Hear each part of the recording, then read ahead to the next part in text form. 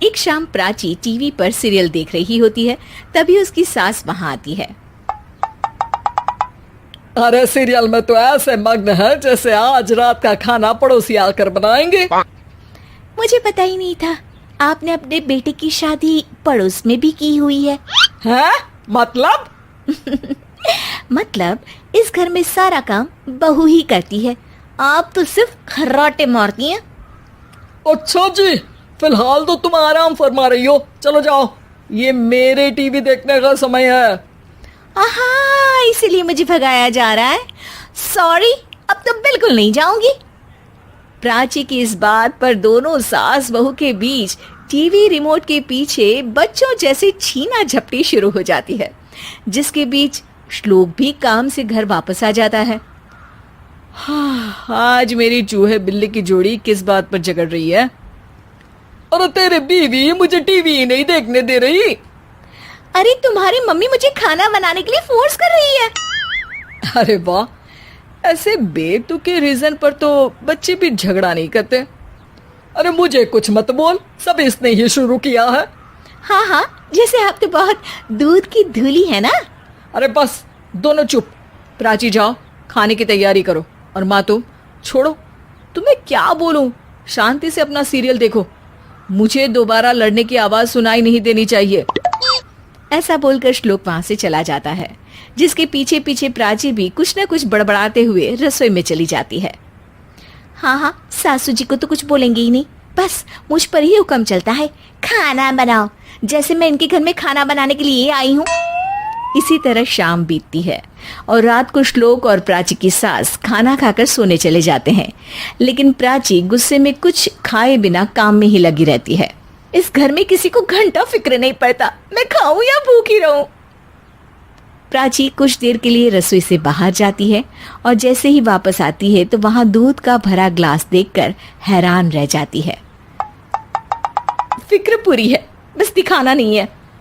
प्राची दूध पीकर सोने चली जाती है और अगली सुबह एक बार फिर सास बहू का कार्टून नेटवर्क स्टार्ट हो जाता है। ये तुमने ही किया है। अरे अजीब जबरदस्ती है, मैं बोल रही हूँ मैंने कुछ नहीं किया। दोनों ने मिलकर पूरे घर को पागल खाना बनाया हुआ है। यहाँ कोई नॉर्मल इंसान तो रह ही नहीं सकता, इसीलिए अब पड़ोसी क्या रिश्तेदार भी घर आने से कतराते हैं। और सुन बेटे, तू भी चंगा, तेरी माँ भी चंगी, तेरी बीवी भी चंगी, रिश्तेदार। हाँ जी, आपको नहीं पता क्या, गंगाधर ही शक्तिमान है, रिश्तेदार ही। हाँ हाँ, बस समझ गया। कभी जानवरों जैसे लड़ेंगी तो कभी जुगलबंदी करेंगी।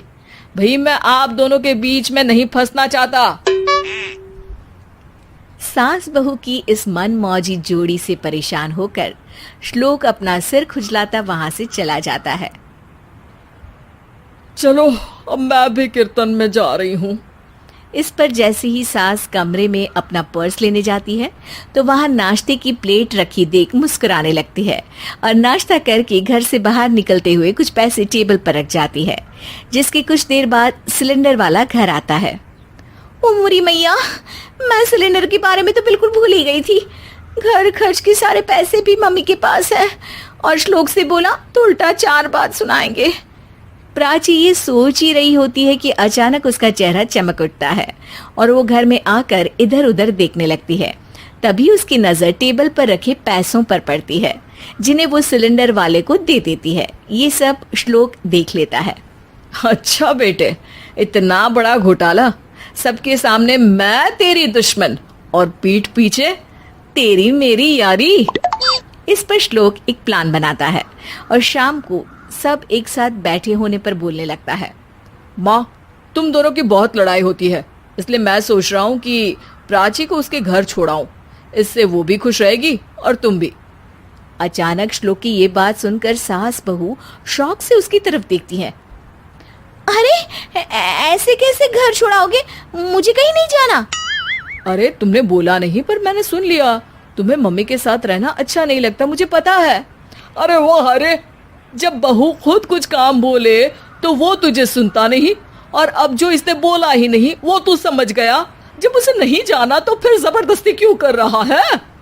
अच्छा, फिर आपको मौसी के घर छोड़ाता हूँ, बस अब आप दोनों एक घर में एक छत के नीचे नहीं रह सकती।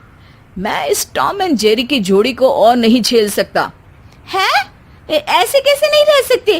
तुम्हें इतनी दिक्कत है तो तुम्हारा बोरिया बिस्तर पैक कर देती हूँ, लेकिन मम्मी जी कहीं नहीं जाएंगी। बिल्कुल यही सुनना था मुझे। अगर दोनों में इतना ही प्यार है फिर हर वक्त ये लड़ाई का नाटक क्यों करती हो? देखा मैंने कैसे माँ किचन में दूध रखती है और तुम उनके लिए कमरे में नाश्ता रखती हो, और कैसे वो पहले ही तुम्हारी दिक्कत समझकर घर में पैसे रखकर बाहर जाती है। अरे भाई, इतना ड्रामा तो डेली सोप में भी नहीं होता जितना तुम दोनों ने इस घर में फैलाया हुआ है। तू हमें टॉम एंड जेरी बोलता है ना, तो याद कर वो दोनों भी एक दूसरे को बाहर वालों की बुरी नजर से बचाने के लिए हमेशा सबके सामने लड़ते थे, लेकिन अकेले में दिक्कत के समय मदद भी तो करते थे। बस हमारा रिश्ता भी कुछ ऐसा ही है। और वैसे भी अगर सास बहू में तू मैं नहीं होती तो दुनिया वालों को कहानियां कैसे मिलेंगी?